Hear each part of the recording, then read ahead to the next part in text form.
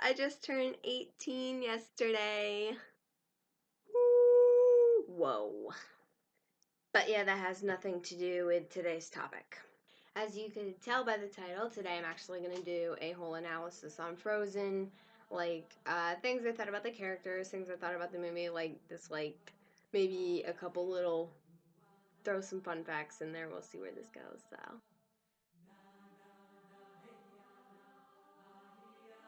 I personally really liked Anna. She has a quirky, happy-go-lucky kind of personality, which, kind of I do too.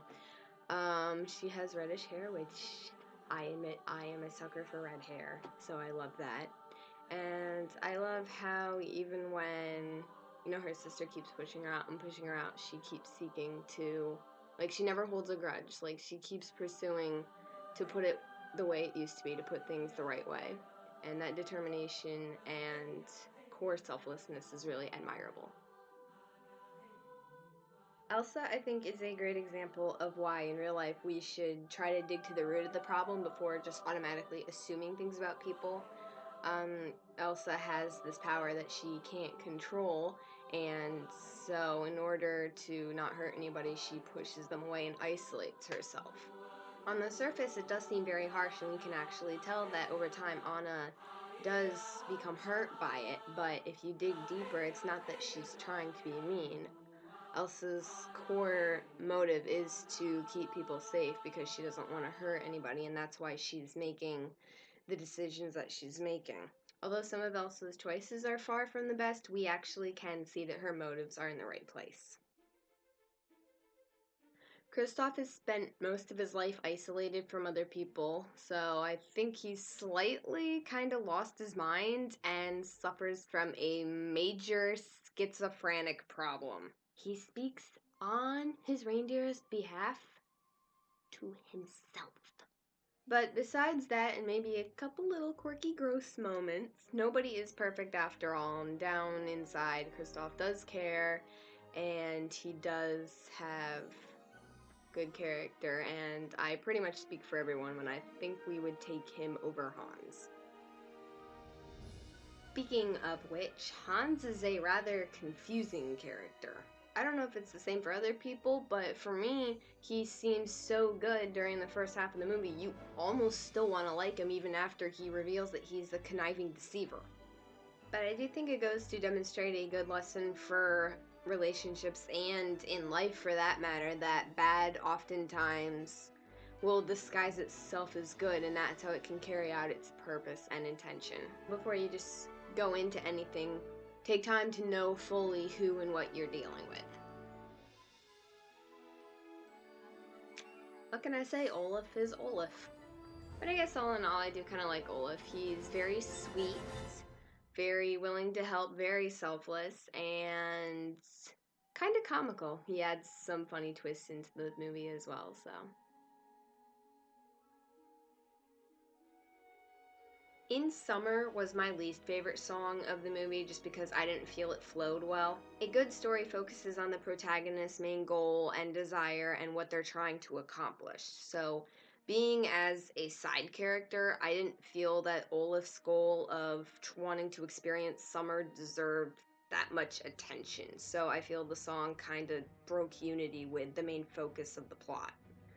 To me, that song felt like the writers were like, we need to add something to extend the movie length by a few minutes. I know, let's have the snowman do a number. Kids will love it. And then a couple things that I found a little bit confusing, even though I shouldn't complain too much because, after all, it is a fictional story. But Elsa's powers at times are really cool, but sometimes they're interesting. She has ice and snow powers. How does changing her dress and then creating life turn up in the picture? Which leads me to another confusing point. She already made one marshmallow boy to throw her sister and Kristoff out of the castle, so when it was being sieged by Hans and his legion of soldiers, why didn't she make 10 more? But like I said, otherwise the movie isn't perfectly realistic. Otherwise, we'd had one more issue at hand.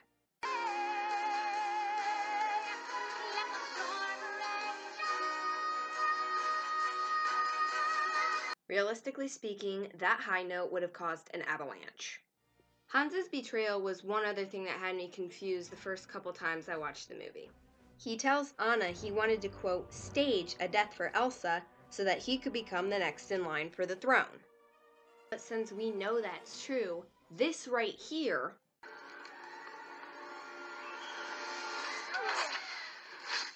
is what got me.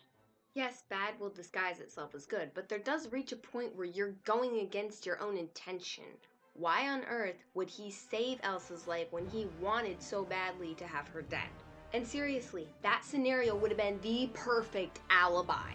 But I think I have an answer for this predicament, and that answer is simply bad timing. Hans has to be married in order for his heir rights for Arendelle to be intact. At this point in time, he and Anna are not wed. To make matters worse, Anna is gone and, for all everyone knows, possibly dead. If something had happened to Anna, marriage to Elsa would be Hans's only other option, something he can't do if she's dead. So him saving her at that point was more of a desperate, just-in-case backup. When Anna does come back, Hans finally is able to carry out his original plan because he throws in his little nugget that he needed. How convenient. Not only does Arendelle think they're married, but he also has the perfect excuse to sentence Elsa to death. The only other thing I had a problem with was that the film did not elaborate more on the act of true love. I'm convinced that Anna had to be the one that did it. She was the one with a frozen heart. She was the only one that could do the act to thaw it. But I wanted the movie to kind of elaborate more on that, to like specify, yes, that was the way it had to be. If someone else could have done the act of true love for her, it would have been done by Olaf. Olaf had even said that love was putting someone else's needs before your own, which was exactly what he was doing when he built the fire to keep her warm, insisted on staying by her side, even to the point of being willing to melt for her. That would have taken care of it. You can't get a more act of true love than that. Alright, some likes I had about the film. I believe the main core of the film's message had to do with the fact that love beats fear, which is absolutely true.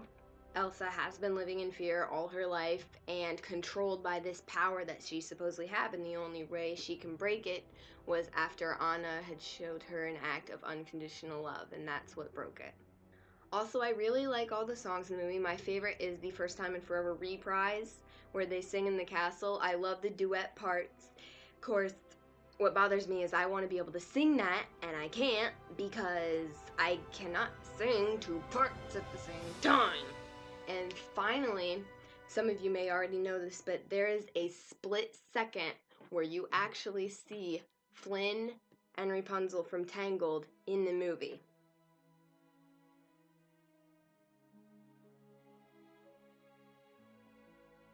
Anyway, if you have not seen Frozen, that was a big spoiler, but I would still recommend going to see it anyway. It is a very good film, and it's very family friendly and very enjoyable. Thanks for watching. As always, I'll see you guys next week. Learn a little bit from every day. See ya.